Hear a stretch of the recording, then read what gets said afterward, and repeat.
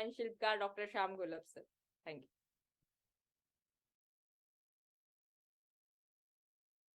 Thank you madam. दोस्तों नमस्कार, मैं डॉक्टर श्याम गुलाब फिर से एक बार आपका इस ट्रेनिंग सेशन में स्वागत करता हूं। मैं आशा करता हूं कि आप सभी लोग स्वस्थ हैं और आप अपने साथ अपने परिवार का यानी घर का परिवार और एमसेल परिवार दोनों का ख्याल रख रहे हैं। मैं ये भी उम्मीद करता हूं कि आप सभी लोग 1 घंटा बहुत अच्छी एक्सरसाइज कर रहे हो, अपने हार्ट अपने लंग को मजबूत कर रहे हो और अपनी इम्यूनिटी को बढ़ा रहे हो। तो चलिए शुरुआत करते हैं आज के इस सेशन के साथ। दोस्तों, हमें अपने देश को दुनिया की सबसे बड़ी अर्थव्यवस्था बनानी है। इतना ही नहीं, हमें अपने देश को फिर से उस मकाम तक लेके जाना है जिस मकाम पे जिस पोजीशन पे हम हजारों सालों तक थे। हजारों सालों तक हमने दुनिया के हर सेक्टर में, हर क्षेत्र में दुनिया का नेतृत्व किया है। और ये स्थान पर भारत को कौन लेके जा सकता है? तो वो है हमारे लोग। ये सब उनके ही हाथों में है। और एमसेल में हमारी जिम्मेदारी यह है कि हम अपने लोगों को उसके लिए सक्षम बनाएं। आज हमारे लोगों के सामने बहुत सिंपल सिंपल चीजों को लेके इश्यूज है, प्रॉब्लम्स है, समस्या है। उस समस्या का हम निराकरण करें। उनको, उनके परिवार के लिए जो मूलभूत सुविधाएं जो चाहिए उसका हम इंतजाम करें। एक सस्टेनेबल इनकम, एक सस्टेनेबल अच्छी लाइफ उनको प्रदान करें। इतना ही नहीं, ये आर्थिक विकास कई सारे सामाजिक प्रॉब्लम्स के लिए भी, समस्या के लिए भी जरूरी है। अभी हम समझते हैं कि एजुकेशन को लेके हमारे यहाँ कुछ गंभीर समस्या है, लेकिन ये जो लोग हैं जिनके यहाँ अभी उनकी आर्थिक परिस्थिति अच्छी नहीं है, वो सिर्फ ये देखते हैं कि कब उनके बच्चे बड़े हो जाए और कब उनके वो बच्चे 2 पैसे जुटाने में उनकी मदद करें। अगर हम समझते हैं कि लोक संख्या नियंत्रण बहुत जरूरी है, उसके लिए सबसे इंपॉर्टेंट उपाय क्या है? तो पूरी दुनिया में जो स्लोगन है, पूरी दुनिया का जो एक प्रिंसिपल है कि economic development is the best contraception to prevent this population growth. तो यानी कोई भी प्रॉब्लम अगर आप लेंगे, कोई भी सामाजिक समस्या भी लेंगे, तो भी उसके जड़ पे होती है ये आर्थिक चीजें। तो इसलिए हमारा प्रथम कर्तव्य कि हम अपने समाज का पहला ये इनकम बढ़ाए।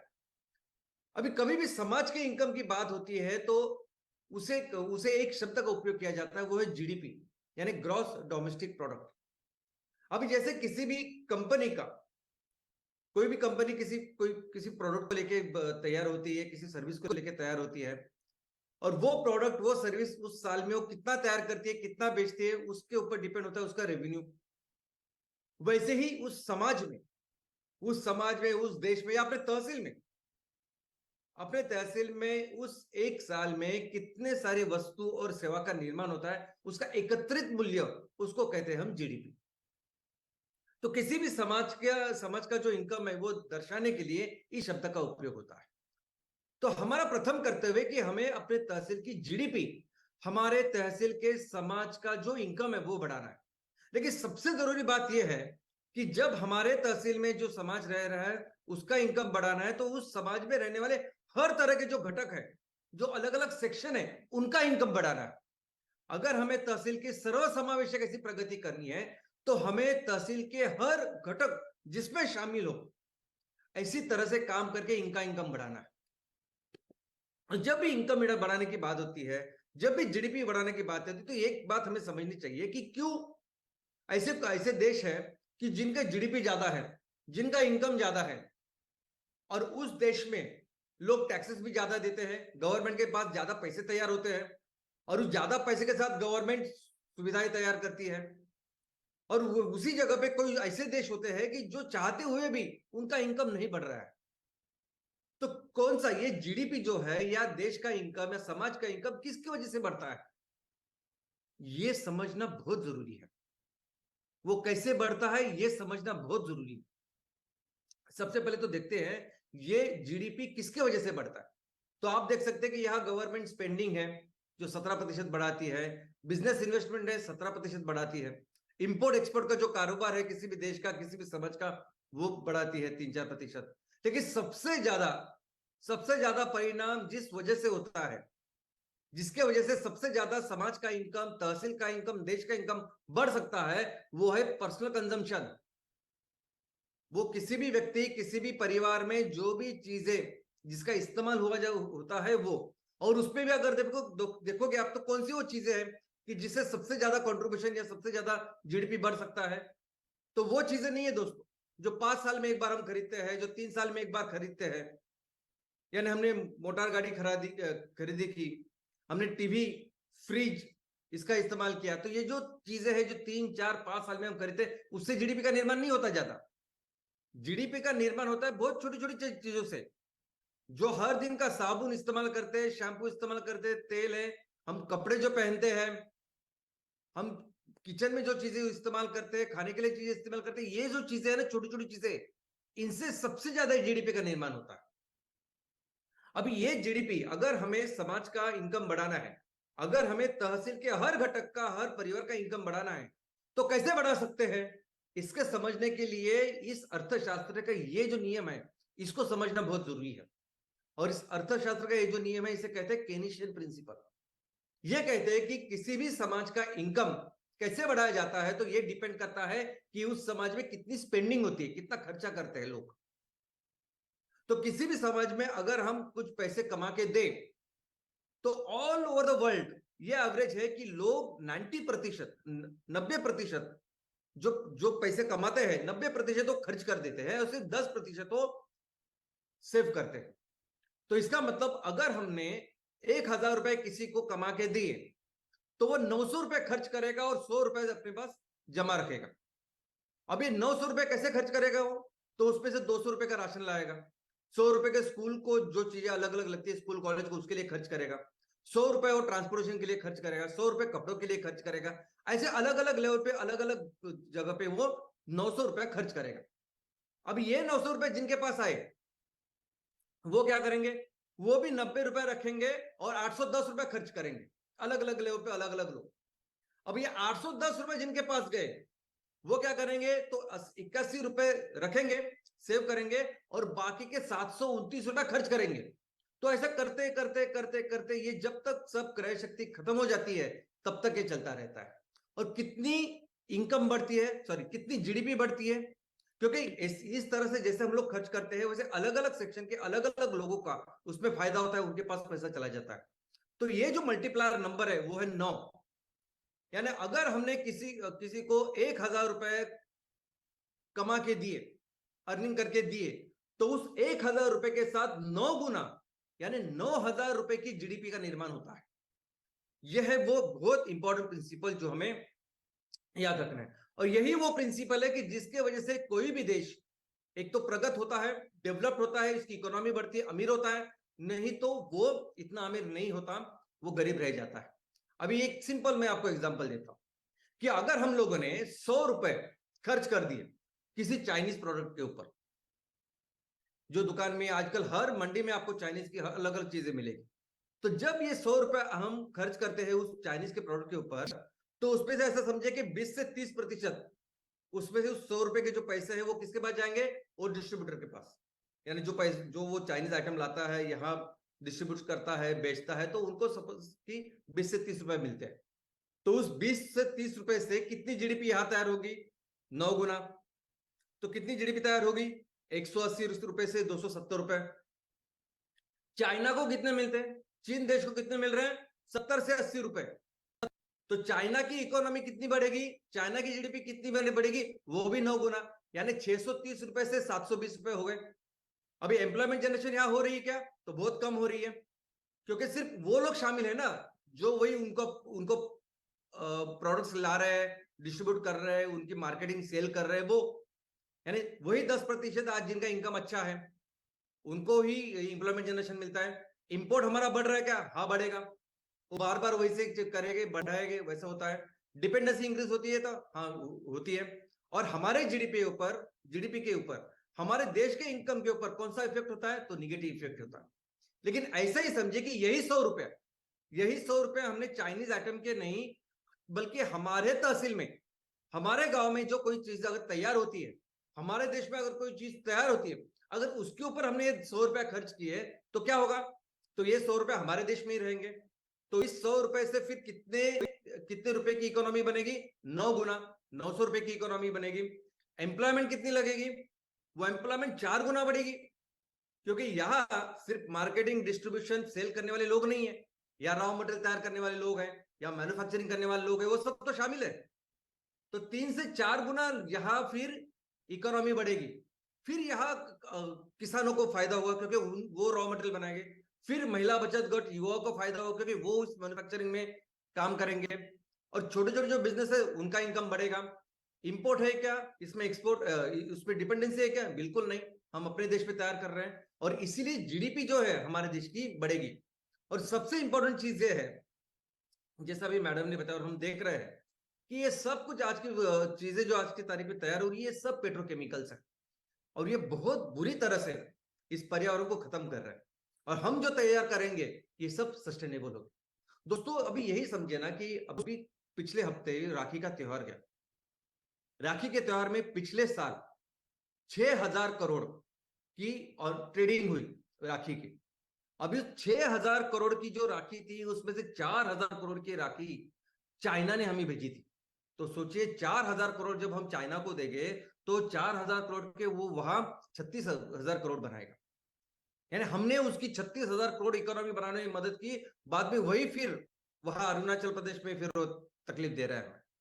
और इतना ही नहीं, अभी आने वाली दिवाली में अनुमान है कि हर दिवाली में ऑलमोस्ट 3 लाख करोड़ का बिजनेस होता है, और उस 3 लाख करोड़ का जिस चीज का वस्तु का बिजनेस होता है उसमें से 1 लाख करोड़ की जो चीजें हैं वो चीन से आती है, और ये अधिकृत आंकड़े।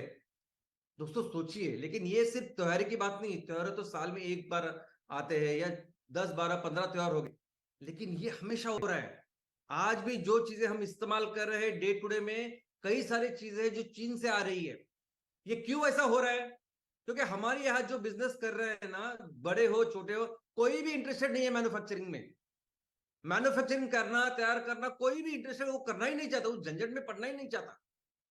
हम जब सब लोग मिलकर मैन्युफैक्चरिंग कर रहे हैं तो हमें पता है ना कितनी सारी उसमें चीजें होती है, इश्यूज होते हैं, चैलेंजेस होते हैं जो करने पड़ते हैं, बहुत मेहनत करनी पड़ती है।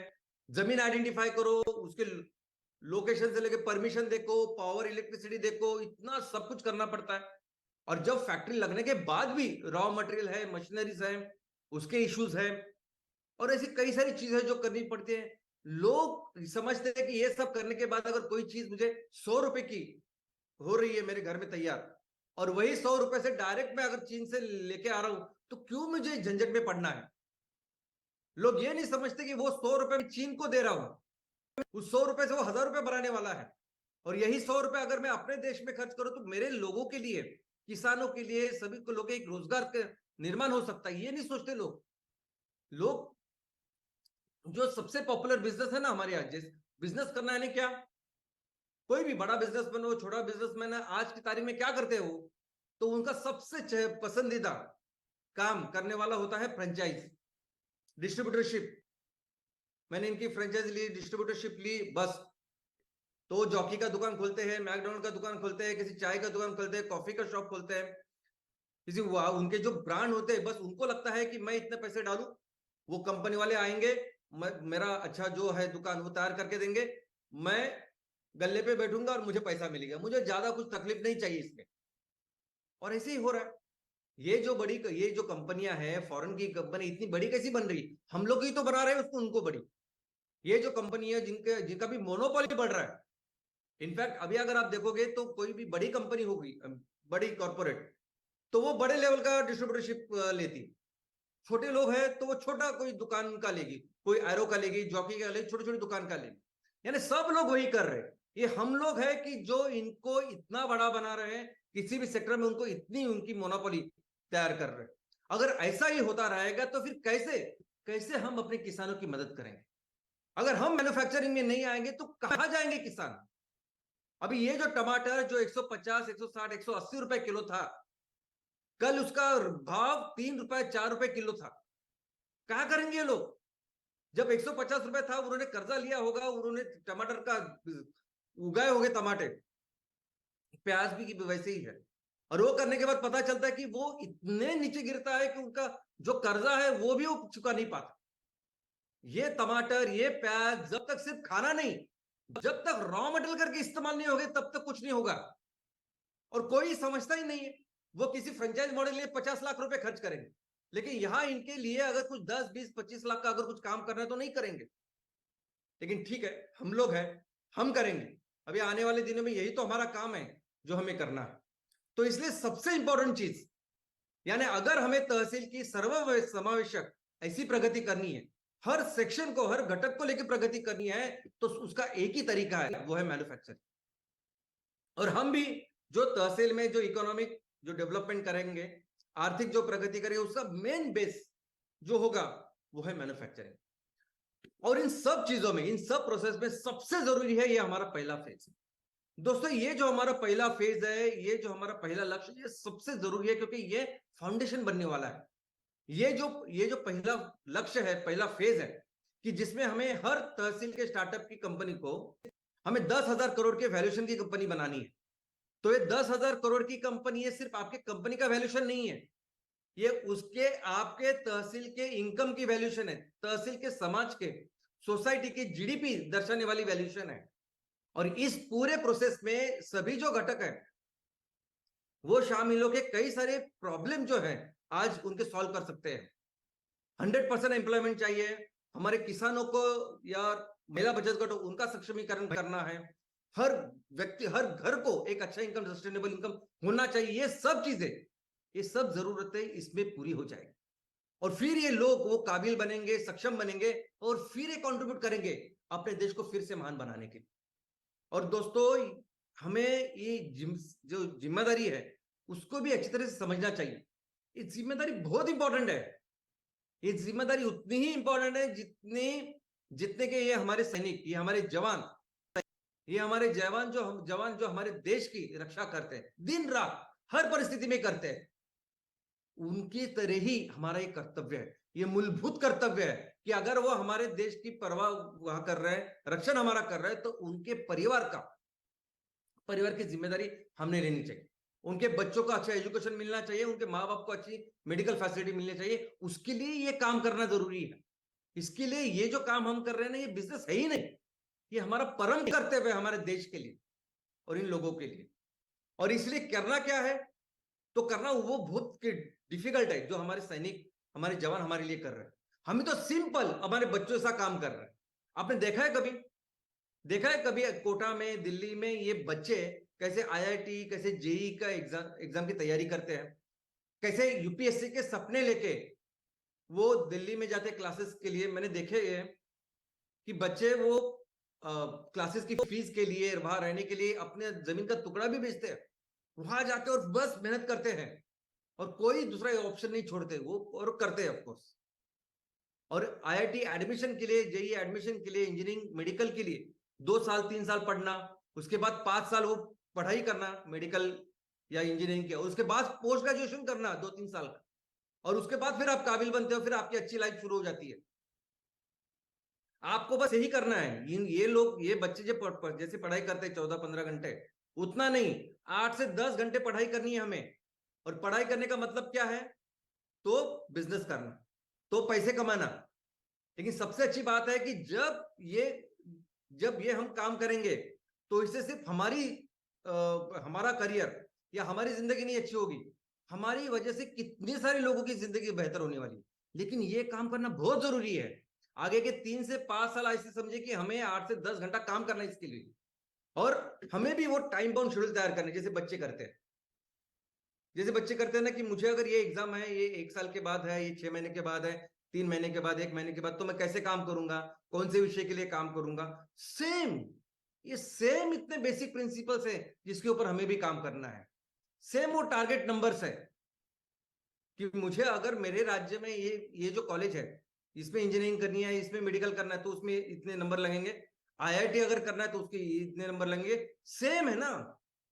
अगर हमें भी 10,000 करोड़ का वैल्यूएशन करना है, तो हमें भी ये नंबर्स है, ये टारगेट्स है जो करने हैं। उनको तो 100 में से 94, 95 उनके करने पड़ते हैं। हमें तो इतना बड़ा 5,000 करोड़ की इकोनॉमी तैयार हो रही है आज, और उसमें से हमको करना है, कितना करना है, तो 3 साल का वो भी शेड्यूल है ना, हमारे सामने है कि वो 5,000 की जो इकोनॉमी तैयार हो रही है, जीडीपी तैयार हो रहा है, उसमें से 600-800 करोड़ का हमें इकोनॉमी तैयार करनी है आगे के 3 से 5 साल। और इसके लिए सबसे इंपॉर्टेंट जरूरी है फाउंडेशन। तो पहला साल तो सबसे इंपॉर्टेंट फाउंडेशन तैयार करना है, और उसमें सिर्फ महज 25 से 50 करोड़ की इकोनॉमी तैयार करनी है, रेवेन्यू तैयार करना है। फाउंडेशन एकदम अच्छा हो गया तो दूसरे साल उसके 200 से 250 करोड़ बनेंगे और 300 साल हम उसको लेके जा सकते हैं 600 से 800 करोड़ तक। और फिर वो रेवेन्यू, एबिटा, एम्प्लॉयमेंट और फिर वो वैल्यूएशन होगा जो चाहते हो। लेकिन सबसे इंपॉर्टेंट जरूरी ये है कि ये सब काम करने के लिए, ये सब नंबर्स पाने के लिए पूरा जो फोकस जो हमें करना है वो है हमारा तहसील। ये सबसे महत्वपूर्ण प्रिंसिपल है, नियम है जिसको फॉलो करना है। आपने कुछ माल तैयार किया और जाके वहां दिल्ली, मुंबई, बेंगलोर, कोलकाता में जाके बेचा तो वो नहीं है, उससे नहीं होगी सर्वसमावेशक प्रगति। हमारे तहसील की, हमारे तहसील में लोगों की क्या जरूरतें हैं, हमारे तहसीलों में जो लोग रहते हैं वो क्या तैयार कर सकते हैं, कौन सी वो जरूरतें वो पूरा कर सकते हैं मेरे तहसील में, वो देखना है। कोशिश करनी है कि सब नंबर सिर्फ और सिर्फ हमारे तहसील में आए, क्योंकि जब हम ये करेंगे तब आप इतनी अच्छी तरीके से अपने इस तहसील की सेवा करेंगे, इतनी अच्छी तरीके से ये फाउंडेशन मजबूत करेंगे कि फिर आपका तहसील सबसे सुजलाम सुफलाम होगा। तो ये सबसे महत्वपूर्ण प्रिंसिपल हमें याद रखना है। और कैसे करेगा ये काम, किस तरह से हमारी जो एमसीएल सस्टेनेबिलिटी स्टार्टअप काम करेगी, उनके प्रमोटर कैसे काम करेंगे, तो देखते हैं। तो सबसे पहले तो हम जिस प्रोजेक्ट के साथ शुरू कर रहे हैं वो प्रोजेक्ट है एमसीएल कुकिंग सिस्टम का। वो प्रोजेक्ट है कि जिसके साथ हम रसोई का ईंधन बनाने वाले हैं, ऐसा ईंधन जो ऑफ कोर्स हमारी जरूरतों को पूरा करेगा और इस पर्यावरण का ख्याल रखेगा। और इस एम कुकिंग सिस्टम के साथ हमें कौन से वो फॉसिल फ्यूल रिप्लेस करने हैं वो समझिए। हमें इस एम कुकिंग के साथ दो तरह के फॉसिल फ्यूल हमें रिप्लेस करने हैं। Number 1 LPG. हमारे तहसील में जहां जहां एलपीजी का आज उपयोग हो रहा है वो सभी तरह के एलपीजी को हर जगह से हमें रिप्लेस करना है, सिर्फ घर से नहीं। होटल है, रेस्टोरेंट है, कमर्शियल प्लेसेस है, इंडस्ट्रियल प्लेसेस, सब जगह। और दूसरा है डीजी सेट, डीजल जनरेटर्स। अभी डीजल के वजह से ऊर्जा पावर या इलेक्ट्रिसिटी तैयार कर रहे हैं लोग, और आज डीजल 100 रुपए का है। तो उस जगह पे हमें अपने इस एम कुकिंग सिस्टम या एम प्लेट के ऊपर चलने वाले डीजी सेट, चलने वाले जनरेटर्स, पावर जनरेटर्स जिसे हम एम पावर कहेंगे, इसको रिप्लेस करना है। तो ऐसे सभी जगह जहां लोग डीजल खरीद के बिजली तैयार कर रहे हैं वो सब हमें रिप्लेस करना है ऐसे जनरेटर के साथ जहां हमारे प्लेट्स लगेंगे और बिजली तैयार होगी। तो सबसे पहले तो हमारा ये फोकस है, और इसके लिए जो पहला प्रोजेक्ट है ना ये सबसे महत्वपूर्ण है। ये जो पहला प्रोजेक्ट है, पहला प्रोजेक्ट ऐसा नहीं है कि इसको ही जिंदगी भर चलाना है। ये पहला प्रोजेक्ट यानी आपके लिए समझने के लिए, पढ़ाई करने के लिए, एक्सपर्ट होने के लिए सबसे महत्वपूर्ण प्रोजेक्ट है। ये पहला प्रोजेक्ट के हर चीज को आपने समझना चाहिए, हर चीज के ऊपर आपने काम करना चाहिए। जरूरी नहीं कि आपको इंजीनियर होना चाहिए, डॉक्टर या किसी चीज का स्पेशलिस्ट होना चाहिए। आप चौथी 10वीं भी हो गए ना तो भी चलेगा। ये सभी जो बड़े बड़े बिजनेसमैन बन गए ना वो किसी उनके बैकग्राउंड की वजह से नहीं बने, वो इसकी वजह से बने कि उन्होंने अपने बिजनेस के ऊपर इतना काम किया। इतना ही काम आपको इस पहले प्रोजेक्ट के ऊपर करना है, सीखना है, समझना है, और इस पहले प्रोजेक्ट के साथ अपने प्रोडक्ट को एस्टेब्लिश करना है। तहसील में हर वो व्यक्ति जिसे रसोई के ईंधन की जरूरत है, हर वो व्यक्ति जो डीजल जनरेटर का यूज करता है, उसको समझाना है प्रोडक्ट। कैसे समझाएंगे, तो हर तरह के अलग अलग जो हमारे ग्राहक है उनको प्रोडक्ट देके उनको टेस्टिमोनियल्स, उनके जो अभिप्राय है, फीडबैक है वो लेंगे, उनसे वीडियो तैयार करेंगे और इस तरह से अपने प्रोडक्ट को एस्टेब्लिश करेंगे तहसील में कि ये इस फैक्ट्री के साथ ये जो हमने प्रोजेक्ट तैयार किया है, ये प्रोडक्ट तैयार किया है, ये प्रोडक्ट आपका इतने सब चीजें सॉल्व कर सकता है। और बाद में इस प्रोडक्ट के साथ, इस सब टेस्टिमोनियल्स के साथ, डेमोस के साथ आपको अपने कस्टमर्स की लिस्ट तैयार करनी है, वेटिंग लिस्ट। क्योंकि ये बहुत जरूरी है। देखिए ये सभी जो कस्टमर्स है ना, ये सभी कस्टमर्स आज बहुत ज्यादा पैसा दे रहे हैं उस ईंधन के लिए, और ऊपर से हानि भी हो रही पर्यावरण की। सबको जरूरत है, अगर उनके 30-40 नहीं 50% पैसे कम हो रहे हैं, सब लोग इंटरेस्टेड है। और सबसे ज्यादा इंटरेस्टेड वो लोग हैं जो बड़े बड़े कमर्शियल प्लेयर्स हैं। ये जो होटल वाले, होटल इंडस्ट्री है, रिसोर्ट है, बाकी कमर्शियल प्लेसेस है, ये तो ज्यादा अभी एनवायरनमेंट फ्रेंडली या एनवायरनमेंट कॉन्शियस हो गए हैं, क्योंकि इसके ऊपर डिपेंड होती है उनकी रैंकिंग कि कितना ख्याल वो पर्यावरण का रख रहे हैं। उसके ऊपर होती है रैंकिंग, वो 3 स्टार 5 स्टार 7 स्टार होटल ना, उसकी रैंकिंग इसके ऊपर डिपेंडेंट है। बहुत जरूरी है ये तो पहले हमारे कस्टमर होंगे। और ये सभी लोग जो आज की तारीख में ये सब ईंधन इस्तेमाल कर रहे हैं, ये सभी लोगों के लिए तो अगर 1 रुपया भी हम लोग बचाते हैं तो उस 1 रुपए का मतलब है 1 रुपए का प्रॉफिट वहां उनका बन रहा है। और फ्यूल ईंधन एक ऐसी चीज है कि जो बहुत ज्यादा पैसा उनका लगता है। तो यहाँ बहुत इंपॉर्टेंट, बहुत ज्यादा प्रॉफिट हम इनके लिए तैयार कर सकते हैं। और ये बताइए, आप लोगों को बताइए, उनको समझाइए, इनफैक्ट आप तरीके से समझाइए। आप हर हफ्ते तहसील में इसके लिए कॉन्फ्रेंस रखिए, बुलाइए इन लोगों को कि कैसे वो अपने ईंधन का खर्च 50% से कम कर सकते हैं और इस फोसाइल फ्यूल से मुक्ति पाकर बायोफ्यूल, कार्बन न्यूट्रल फ्यूल के ऊपर जा सकते हैं। बताइए, मैं तो कहता हूं पैसे लीजिए उनसे, कुछ तो फीस रखिए एंट्रेंस की। फीस के साथ हमें कुछ लेना देना है नहीं, लेकिन उससे अगर आप पैसा फ्यूज रखेंगे, आप अपना वैल्यू रख तैयार करोगे, उतना ही ब्रांड वैल्यू आपके कंपनी का आपका तैयार होगा, उतना ही वैल्यू फिर आपके नॉलेज को मिलेगा। आप अपने इस कंपनी को, वैल्यू को, इस सॉल्यूशन को आपने खुद से वैल्यू करना चाहिए। और ये अच्छा तरीका हो सकता है कि जिसके वजह से हम एमआईडीसी, इंडस्ट्रियल प्लेसेस और बाकी के जगह पे, और इनफैक्ट हर तहसील में हर हफ्ते ऐसा हम कार्यक्रम कर सकते हैं जब तक हर कस्टमर इसके बारे में समझ नहीं पाता। और जहां तक ये पहले प्रोजेक्ट की बात है ना दोस्तों, ये जो पहला प्रोजेक्ट लगा है, यानी किसी भी नए इंडस्ट्री में जब हम शुरुआत करते हैं तब उसका एक प्रोसेस होता है, वो उसकी जो टेक्नोलॉजी है वो बेहतर बेहतर बेहतर बेहतर होती जाती है। अभी आज पहले सेट में हमने जो भी प्रोजेक्ट लगाया है अलग अलग जगह पे, लोकेशन पे, वो प्रोजेक्ट कैसे लगाया है, तो ये प्रोजेक्ट जल्द से जल्द लगे इससे हम लोगों ने मार्केट में जो अवेलेबल ऑप्शंस है, मार्केट में जो अवेलेबल हमें इसमें सॉल्यूशन दे सकते हैं, ऐसे इनसे इक्विपमेंट, इसमें प्लांट एंड मशीन लेके आपको दिए हैं। जब हमने इनको सब पैसे वगैरह दिया तब पता चला कि ये लोग, उनके पास तो कुछ बनाते ही नहीं है, ये खुद चीन से लेके आते, चाइना से लेके आते, अपना ठप्पा मारते और दे रहे हैं। दूसरा, ये सभी लोग जो काम कर रहे हैं आज की तारीख में, सब ड्राई बायोमास पे काम कर रहे हैं, यानी सूखे हुए बायोमास के ऊपर, मूंगफली हो, सोयाबीन हो, पराली हो, या चावल का बायोमास हो, इसके ऊपर काम कर रहे हैं। कोई कोई सोच भी नहीं रहा था, किसी ने अभी तक वेट बायोमास के ऊपर काम ही नहीं किया। पिछले 10 अगस्त को जब मैंने पहली बार ये कंसेप्ट आपके सामने रखा, ये चीज मैंने आपको जब बताई कि हम नेपियर ग्रास से ऐसे एम कुकिंग सिस्टम या एम कोल तैयार करने वाले हैं, तब तक कहीं भी रिसर्च पेपर भी नहीं था, यानी किसने प्रोजेक्ट तैयार किया तो छोड़िए, रिसर्च पेपर भी नहीं था कि ऐसा हो सकता है करके, हमने किया ये। तो पहली बार ये जो प्लांट एंड मशीनरी आपके पास गई हुई, हो सकता है कि उसपे कई सारे इश्यूज होंगे, चैलेंजेस होंगे आपके सामने, लेकिन वो ठीक है, वो उन्होंने अपने तरीके से बनाए। अभी हमारी पूरी जो साइंटिस्ट की टीम है वो उसके ऊपर काम कर रही है। अभी हमने अपने डिजाइन तैयार किए, इसके आने वाले सभी जो प्लांट एंड मशीनरी आपके पास आएंगे वो हमने तैयार किए होंगे, नेक्स्ट जनरेशन के प्लांट एंड मशीनरी होंगे, बहुत बेहतर होंगे, और धीरे धीरे करके बहुत सारी चीजें इसमें सॉल्व हो जाएगी। और हर इंडस्ट्री में ऐसा होता है।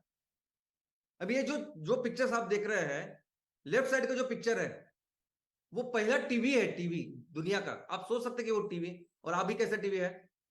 राइट साइड में जो पिक्चर है वो पहला मोबाइल है दुनिया का, और अभी कैसे मोबाइल है।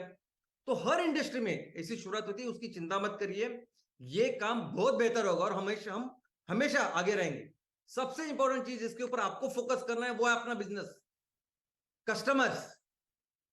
आज आपके तहसील में 3-4 प्रोजेक्ट, कंपलसरी 4 प्रोजेक्ट लगेंगे, इतनी जरूरत है लोगों को।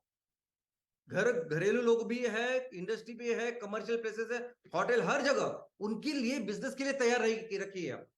और हम क्या करेंगे कि एक बार आपने ये काम किया, एक बार अपने एक प्रोजेक्ट के साथ ये पूरा जो मार्केट है वो तैयार किया है, इनके एलॉय लिए जैसे आपने लिए थे पहले कि रेडी, अभी किसी से पैसे वैसे नहीं लेने हमको कि आप इंटरेस्टेड, आप करने वाले, ये सब लेना है सिर्फ। तो ऐसा समझे कि इस एक प्रोजेक्ट के साथ 4 प्रोजेक्ट की तैयारी आप करेंगे, 4 प्रोजेक्ट का बिजनेस, 4 प्रोजेक्ट का इनकम की तैयारी आप करेंगे। और फिर अगले फेज में ये जो 4 प्रोजेक्ट हमें लगाने हैं वैसे लीनियर नहीं लगेंगे, लीनियर यानी एक के बाद दूसरा, दूसरे के बाद तीसरा, ऐसे नहीं करेंगे। हमारे तहसील में जो 4 अलग अलग लोकेशन है उसके ऊपर इमीडिएटली स्टार्ट करेंगे, इमीडिएटली साइमल्टेनियसली स्टार्ट करेंगे। और इस हर एक प्रोजेक्ट के ऊपर अगर आप देखोगे तो जो फार्मिंग चाहिए, हमें रॉ मटेरियल चाहिए, उसका भी एक शेड्यूल तैयार करेंगे। अभी हमें पता है कि जो बेटर वैरायटीज है नेपियर ग्रास की, उसके वजह से हमें तो सिर्फ 60-70 75 एकड़ हेक्टर इतनी ही जमीन लगती है। तो उसके हिसाब से शेड्यूल करेंगे कि 4-5 किलोमीटर के अंदर किस तरह से फार्मिंग होगी, किस तरह से किसान वो देंगे, और हम उसके ऊपर काम करेंगे। और ये काम करके दोस्तों आप अपने 4 प्रोजेक्ट का इनकम सिक्योर कर रहे हो। यानी अगर एक प्रोजेक्ट के साथ 1 करोड़ 10 लाख से लेके 1 करोड़ 30 लाख इतना इनकम हो सकता है, तो ये काम करके आप आने वाले दिनों में 4 करोड़ 40 लाख से लेके 5 करोड़ 20 लाख का अपना खुद का इनकम सिक्योर करोगे साल का। लेकिन सबसे अच्छी बात है कि ये सिर्फ आपके लिए नहीं है, आप उसके साथ कई सारे लोगों का इनकम भी सिक्योर करोगे, सस्टेनेबल इनकम, और इसलिए ये बहुत जरूरी है। और फिर नेक्स्ट फेज आएंगे हम प्रॉपर कोल में। प्रॉपर कोल है फिर हम लोग ख्याल करेंगे या किसके लिए काम करेंगे, तो कॉर्पोरेट लोगों के लिए। पहले हम तो वो हमारे सभी जो गरीब या जो आम जनता है उनके लिए काम करेंगे, उनका ईंधन का खर्चा कम करेंगे, उनकी जो जरूरत है उसको पूरा करेंगे, और बाद में हम जाएंगे कॉर्पोरेट पे। अब ये कॉर्पोरेट जब हम प्रॉपर कोयला तैयार करेंगे तो आपको तो पता है कि इसके लिए तो सिर्फ ट्रक निकलेंगे आपके फैक्ट्रियों में से, और वो ट्रक डायरेक्ट वहां जाएंगे। हर ग्राम पंचायत में हमें एक एमकोल का प्रोजेक्ट लगाना पड़ेगा, तब जाके दुनिया के लिए हम 25% 30% कोयला तैयार करेंगे। फिर ये नेक्स्ट फेज है जहां आप काम करोगे। वैसे ही हमारे सभी जो उद्योजक जो अभी विलेज यानी ग्राम पंचायत लेवल पे काम कर रहे हैं और म्युनिसिपल वार्ड लेवल पे के लेवल पे काम करेंगे, यानी हमारे एमवीपी और उनका बिजनेस कैसे होगा, तो इसके लिए जो हमारा अप्रोच है, यानी इस पे ऐसा नहीं होगा, ये इसका अप्रोच अलग ही है। ये प्रोडक्ट तैयार करेंगे, ये प्रोडक्ट बेचेंगे, नहीं। यहाँ पे सिर्फ जिसके ऊपर हमारा फोकस है, जिनके लिए काम करना, वो हमारे लोग। इस तहसील में जितने भी लोग रहते हैं वो हमारी जिम्मेदारी है, वो हमारा परिवार है, और उस परिवार के प्रमुख हम हैं। और इस परिवार में रहने वाले हर तरह के लोगों की जिम्मेदारी हमने ली है, और उसमें सभी सेक्शंस है। तो इसीलिए उस परिवार में, उस तहसील में रहने वाले जितने भी लोग हैं जिनको आज इनकम की जरूरत है, वो जिम्मेदारी हमारी। जिनको भी चाहिए रोजगार, उनकी जिम्मेदारी हमारी। अगर परिवार को एक अच्छा इनकम चाहिए, उनके बच्चों के एजुकेशन या मेडिकल फैसिलिटी चाहिए, उसकी जिम्मेदारी हमारी। ये हमारा अप्रोच है। और दोस्तों इसमें सिर्फ ऐसा नहीं है कि हम सभी तरह के सेक्शन के, सभी तरह के लोगों की जिम्मेदारी ले रहे हैं। यानी घाटी में रहने वाले, पहाड़ों में रहने वाले, जंगल में रहने वाले लोग, समुद्र के किनारे, रेगिस्तान में रहने वाले लोग। लेकिन सिर्फ इतना ही नहीं, कोई स्पेशली चैलेंज हो सकता है, कोई विकलांग है, किसी की भी वजह से, एक्सीडेंट से भी हो सकता है, जन्म की वजह से हो सकता है, बीमारी की वजह से होता है। इन सब की जिम्मेदारी हम लोग ले रहे हैं। उनको भी एक अच्छा इनकम अगर वो खुद हाथ से करे तो वो एक अपने पैरों पे खड़े हो सकते हैं। यहां से सिर्फ यहां नहीं, लेकिन ट्रांसजेंडर या थर्ड जेंडर जिसे कहते हैं, वो लोग, वो भी है ना, वो भी है, कुदरत ने बनाया, उनकी भी जिम्मेदारी हम लेंगे। यहां तक के प्रोजेक्ट अफेक्टेड पीपल, यानी बहुत सारे ऐसे लोग हैं कि जो किसी डैम की वजह से, किसी गवर्नमेंट के प्रोजेक्ट की वजह से वो पूरे विस्थापित होते हैं, उनके गांव या नेचुरल कैलामिटीज की वजह से वो विस्थापित होते हैं। ऐसा होता है कि पूरा उनका गांव, पूरे सब बर्बाद हो जाता है, फिर उनको पता नहीं होता कि कहाँ जाना है, और पूरी जिंदगी पर उनकी विस्थापित जैसी एक उनका अलग ही स्टोरी है। और इन सबकी जिम्मेदारी हमें लेनी है। अभी आप कहेंगे कि ये बहुत ज्यादा बात कर रहा हूं मैं, ये कैसे मुमकिन है? इतने सारे लोग अपने तहसील में, इतनी उनकी अलग अलग समस्याएं हैं, अलग अलग जरूरत है, इनका सब इतना एम्बिशियस कैसे हो सकते हैं आप? इतना कैसे कर सकते हैं हम? तो ना मैं कुछ एम्बिशियस हो रहा हूं, ना आपको कुछ इम्पॉसिबल ऐसा कुछ बता रहा हूं। मैं आपको बता रहा हूं कि ये 100% हो सकता है। और इसका एकदम एक एग्जांपल मैं एक सेक्टर के साथ आपको देना चाहता हूं यहां, और वो सेक्टर है, चलो सेक्टर है टेक्सटाइल, कपड़ा उद्योग। अन्न वस्त्र निवारा या रोटी कपड़ा मकान जिसे कहते हैं, उसमें से एक कपड़ा। इतनी मूलभूत जरूरत आज पूरे किसी भी व्यक्ति की है, पूरे दुनिया की है, और इसीलिए ये सबसे बड़ा बिजनेस भी है, क्योंकि सबकी जरूरत ही है।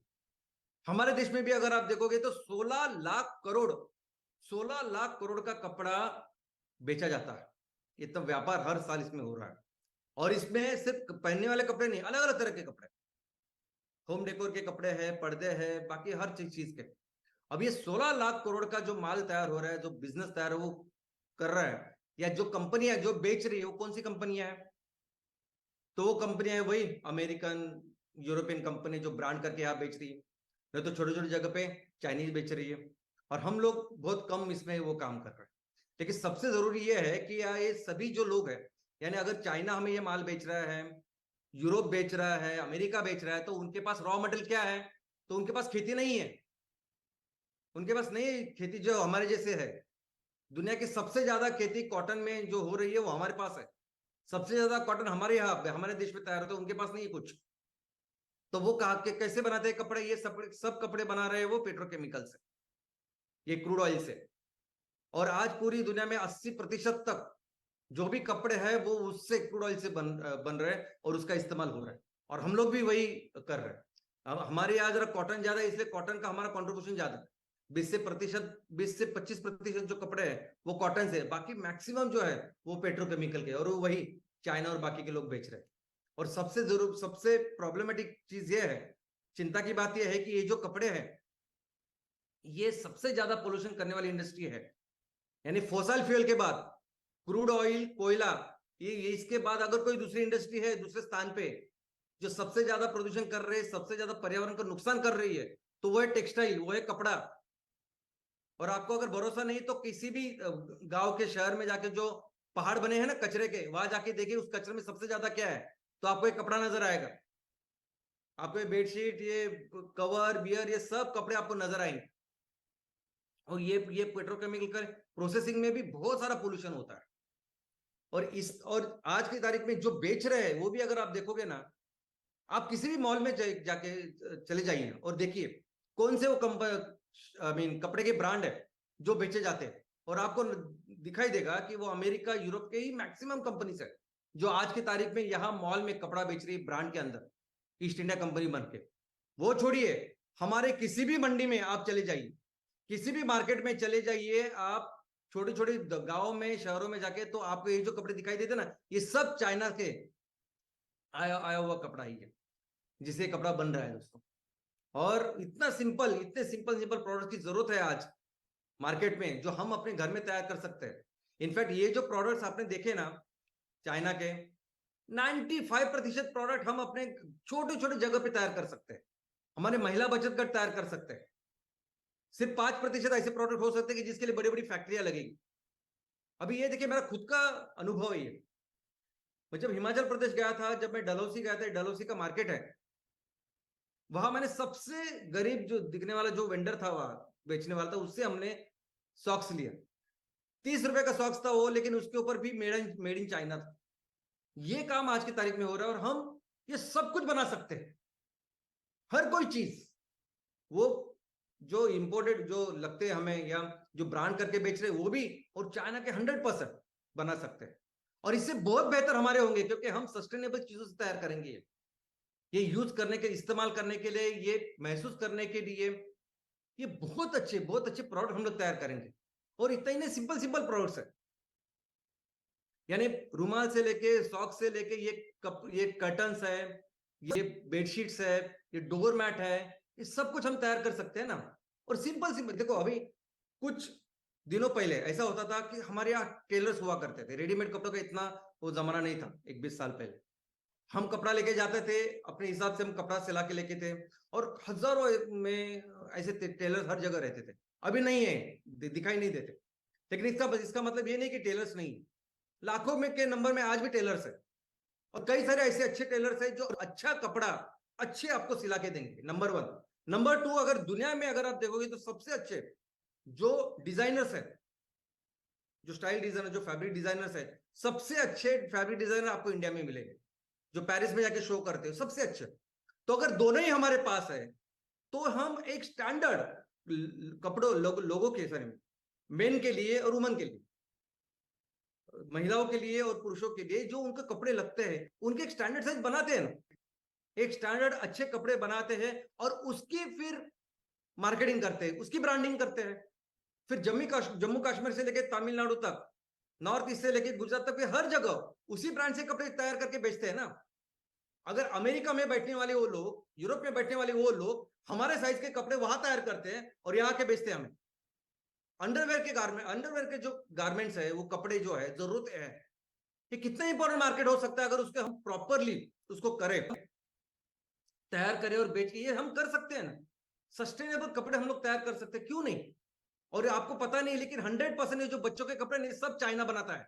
100% बच्चों के कपड़े, बच्चों के खिलौने सब चाइना से 100% आते हैं और लोग यहाँ बेच रहे हैं आज की तारीख में। ये सब बना सकते हैं, अपने हाथों से अपने घर में बना सकते हैं। और इतना ही नहीं, हमारे यहाँ जो सेल्फ हेल्प ग्रुप जो जैसे प्रोडक्ट बनाएंगे ना, ये हम छुट्टी कर देंगे इनकी। एक बार हमने ये प्रोडक्ट्स इंट्रोड्यूस किए जो हमारी महिलाएं बहनें तैयार करेगी, ये इतने अच्छे रहेंगे ना कि आप कभी छुएंगे नहीं इस चाइनीज प्रोडक्ट्स को या बाकी की कंपनी को, इतने अच्छे हो सकते हैं। हैंडलूम में आज भी लाखों लोग काम करते हैं और इस ताकत को जब अगर हमने इसको एम्पावर किया तो कई सारे लाखों लोग और तैयार हो सकते हैं और अच्छे प्रोडक्ट्स बन सकते हैं।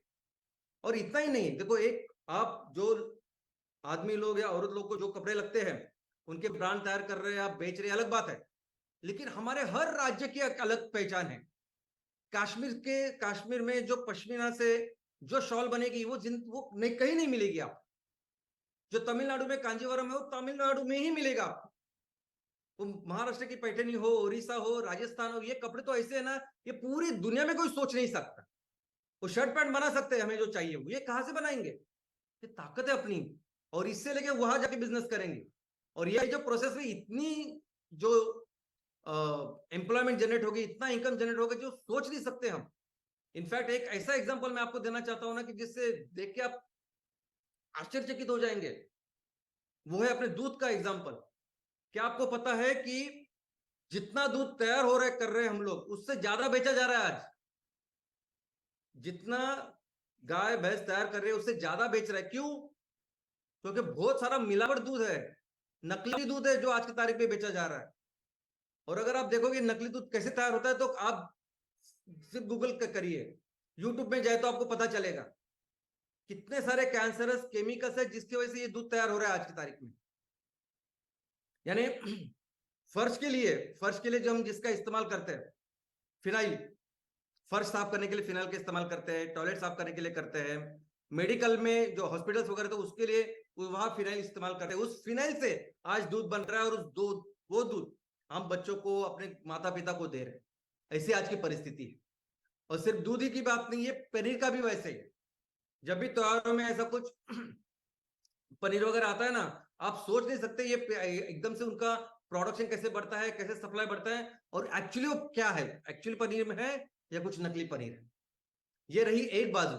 दूसरी बाजू है कि जो भी दूध भी आज की तारीख में हो रहा है, वो दूध भी कैसे तैयार हो रहा है? फैक्ट्री फार्मिंग, यानी जिन जानवरों से, गाय भैंसों के साथ हम दूध तैयार कर रहे हैं, उन जानवरों को हम जानवर समझते ही नहीं है। हम समझते नहीं कि उनमें जान है, वो सिर्फ बेजुबान है, लेकिन है ना, उनको बहुत तकलीफ होती है। उनको इतनी तकलीफ देके आज प्रोडक्शन हो रहा है, पूरी दुनिया में इसकी निंदा हो रही है।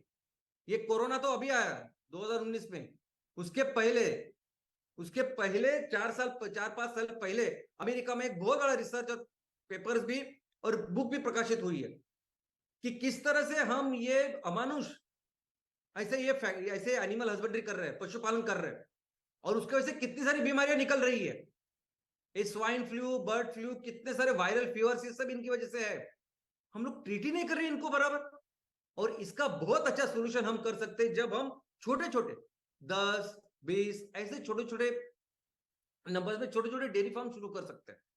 हमारे महिला बचत गट कर सकते हैं, हमारे गांव में रहने वाले लोग कर सकते हैं। और ये भी जो है ना, ये हमें देखो, हमारी एक संस्कृति है। हमारे घर में अगर कोई भी जानवर रहता है तो हम पूरे उसको अपने घर जैसा उसके साथ रखते हैं उसको। तो ऐसे ही जो प्रसन्न, जो खुश ऐसी गाय है, अगर वो आपको दूध देगी तो दूध के साथ आशीर्वाद भी देगी ना। इतनी अच्छी चीजें की जा सकती है, कितना अच्छा एग्जाम्पल हो सकता है। और ये देखिए, ये महादेवी अरेर करके एक महिला है जिनका तो कितना इंस्पायरिंग एग्जाम्पल हमारे सामने है। ये बहुत ही गरीब फैमिली से, बहुत ही गरीब, इनके पति मजदूरी करते थे। 10 साल पहले उनका एक्सीडेंट हो गया, बहुत सारे जितना भी पैसा था वो खर्च करने के बाद डॉक्टर ने बोला कि अभी कभी भी काम नहीं कर पाएंगे। और 10 साल पहले ये बहुत ही गरीब फैमिली से आई हुई एक महिला ने एक गाय के साथ शुरुआत की, एक गाय के साथ, गरीब, सबसे गरीब ऐसे फैमिली से। और आज 10 साल के बाद ये महिला कह रही कि मैं अपना ब्रांड करना चाहते, ब्रांड खोलना चाहते, क्योंकि इतना बड़ा व्यवसाय, इतना बड़ा बिजनेस आज वो कर रही है। तो अगर किसी भी सहारे के बिना अगर ये काम कर रही है, इतनी इंस्पायरिंग महिला काम कर रही है, तो हम क्या कर सकते हैं। आज एक 500 लीटर का भी पर डे का सेलिंग की अगर आपने बात की, दिन में 500 लीटर सिर्फ दूध, अच्छा दूध कस्टमर को देना, जो बहुत जरूरत है कस्टमर्स को, हमें अंदाजा ही नहीं है, हमें अंदाजा नहीं है, क्योंकि वो कस्टमर ये जो आज नकली दूध बनाते हैं ना, ये बहुत बार तो जो नामचीन कंपनियां होती है ना, उनके बैग में डाल के दूध देते हैं लोगों को, तो पता ही नहीं चलता ना क्या चल रहा है। हम जब 500 लीटर बेक सी सेलिंग करेगी और पूरा वैल्यू चेन अगर हमारा कंट्रोल में है, यानी हम जो तैयार कर रहे हैं, अगर हम अपने गांव में अपने तहसील में बेच रहे हैं तो हमारे कंट्रोल में है ही, लेकिन हमारे गांव में तैयार करके अगर हम दिल्ली में दे रहे हैं, कोलकाता में दे रहे हैं, तो वहां भी हर म्यूनिसिपल वार्ड में अगर हमारे लोग हैं, जो लेके जाने वाले, गाड़ी चलाने वाले भी हमारे लोग हैं, तो सब कुछ कंट्रोल है।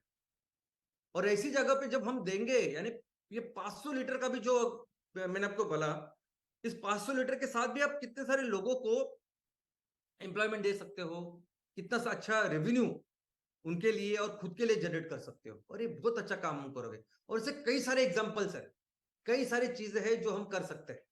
अभी इसके साथ ये जो भी बिजनेस हम करेंगे हमारे लोगों के लिए, ग्राम पंचायत में, म्यूनिसिपल वार्ड में, इसके साथ क्या करेंगे बेसिकली, इसके साथ हम लोगों के हाथों में पैसा देंगे, और जब लोगों के हाथ में पैसा देंगे तो फिर उनकी परचेसिंग पावर, स्पेंडिंग कैपेसिटी बढ़ेगी, वो ज्यादा खर्च कर पाएंगे। और जैसा हमने देखा कि 90% वो पैसा खर्च करते हैं, तो जब 10,000 हम लोग किसी को कमा के देंगे, वो 90,000 की जीडीपी का निर्माण करेगा।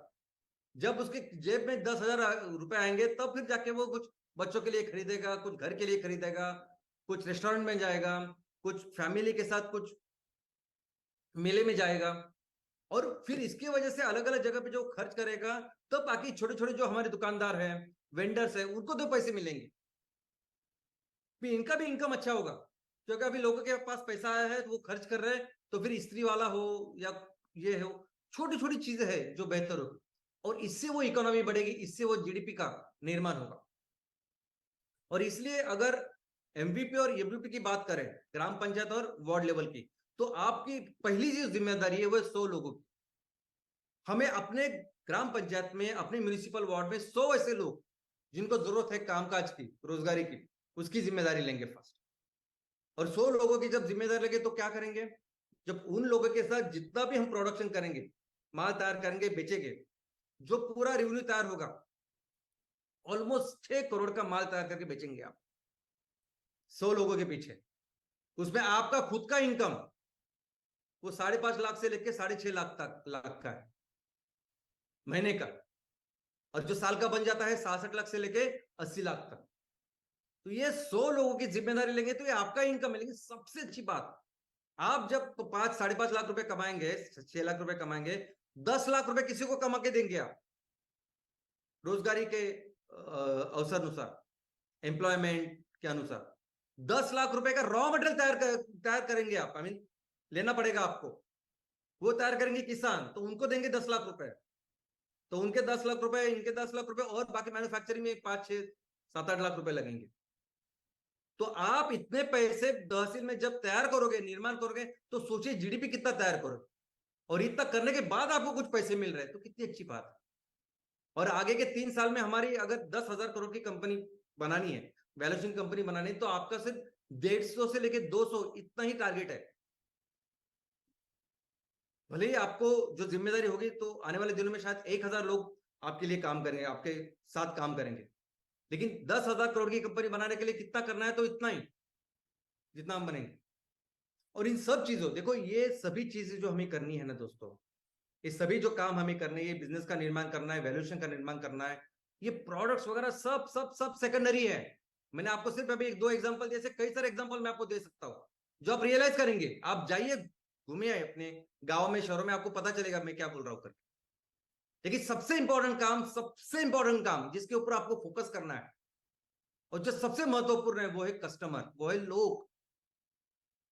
लोगों को अपने साथ रखना होगा, लोगों को अपने साथ जोड़ना होगा, ये सबसे जरूरी है। फिर वो क्या तैयार करेंगे, उनकी जरूरतें क्या, ये अलग बात है।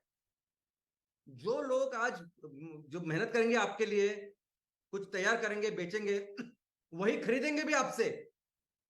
ये बहुत ही कॉम्प्लेक्स है, आपको समझ में नहीं आएगा कि इतनी इतनी सुबत्ता कैसी हो गई, कैसे लोग इतने खुशहाल हो गए, इतना फर्क पड़ेगा। क्योंकि यही लोग जो जो तैयार कर रहे हैं वही कस्टमर्स भी है।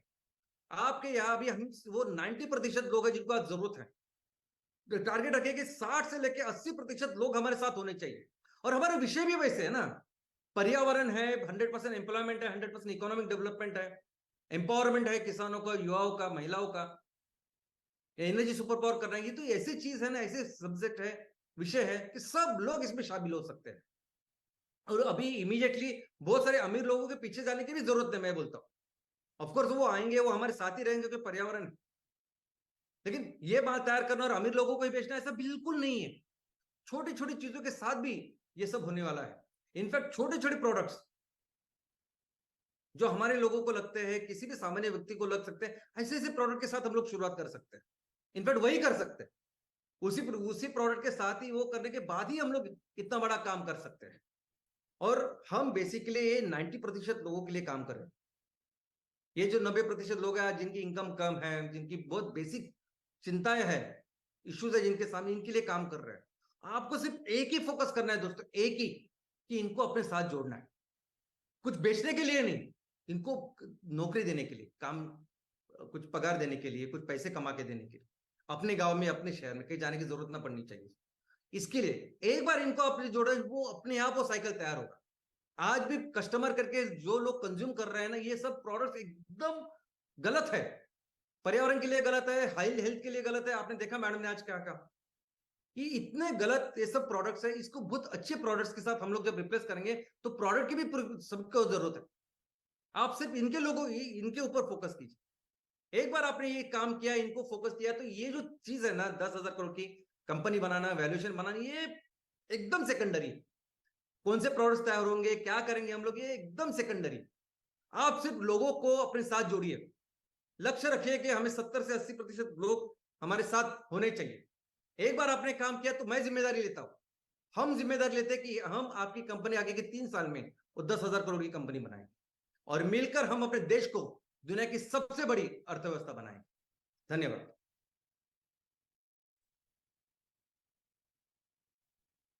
भारत को दुनिया की सबसे बड़ी अर्थव्यवस्था बनाने का बीड़ा एमसीएल ने उठाया है और उसकी दिशा में हमारे पद लास्ट 20-22 सालों से अग्रसर है।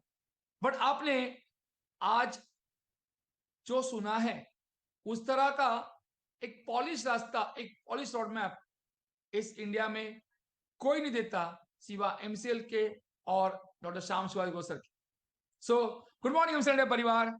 और एक शुक्रवार शाम से का ट्रेनिंग वेबिनार हमारे दिमाग पे एक जोरदार प्रहार और एक सोच पे जोरदार हुआ। जी हाँ, इस देश ने मुझे क्या दिया, इस सवाल का जवाब ढूंढने से पहले इस देश के लिए इस देश को मैंने क्या दिया, उसका जवाब एक ही है। जो हमें एमसीएल के माध्यम से काम करने का मौका मिला है, वो हम हमारे देश के प्रति करने वाला सर्वोच्च काम है। आज अगर सत्यमेव जयते की और अशोक स्तंभ की मूर्ति सामने हम देख रहे हैं, तो उसको सामने देखकर हमें खुश होना चाहिए कि आज हम वो एमसीएल जनरेशन है इंडिया की, जो इस देश के लिए बहुत कुछ कर सकते हैं। हर बार श्याम सर चाइना की अर्थव्यवस्था का एक उदाहरण देते हैं।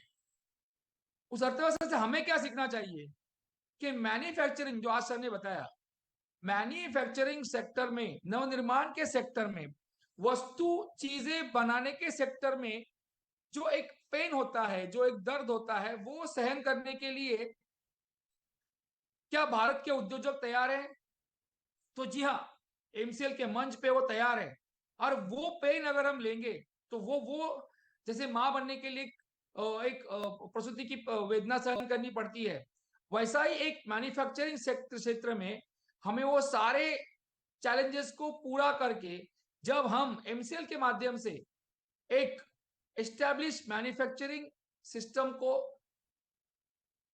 बनाएंगे, तब हम इंडिया को सही मायने में अगेन ग्रेट बनाएंगे। तो ये आज का हमारा जो हमारी सोच पे जो श्याम सर ने वार किया है, वो ये वार है। इसको सोचिएगा और इस रास्ते पे हम जाएंगे ना, तो हम भारत को फिर से शाम से जो कहते हैं बहुत बड़ी अर्थव्यवस्था बनाएंगे। कौन है इस देश में जो हर तहसील को 10,000 करोड़ की अर्थव्यवस्था बनाता है? और वो एक ही है, एमसीएल, एमसीएल, एमसीएल। यस, आज प्राची मैडम ने भी हमें माइक्रोसॉफ्ट की स्टोरी बताई। तो देखिए ना, हमारी सोच कितनी मजबूत है। जब तक हमारी सोच मजबूत है तो एमसीएल मजबूत है, और एमसीएल मजबूत है तो ये भारत देश मजबूत है। So thank you very much all our society partners, our BDAs, our channel partners, our MSSs, and all the stakeholders and valuers of MCL। जी हाँ, मैं बड़े गर्व से और सीना तान के कहना चाहूंगा, हमको और आप सबको इस देश की मिट्टी का वास्ता है। और कितना भी सोचिएगा, जानिएगा, समझिएगा, पढ़िएगा, एक ही सच है, एक ही अंतिम सच है, और वो है एमसीएल ही सुजलाम सुफलाम भारत का नहीं विश्व का रास्ता है। जय हिंद, जय एमसीएल।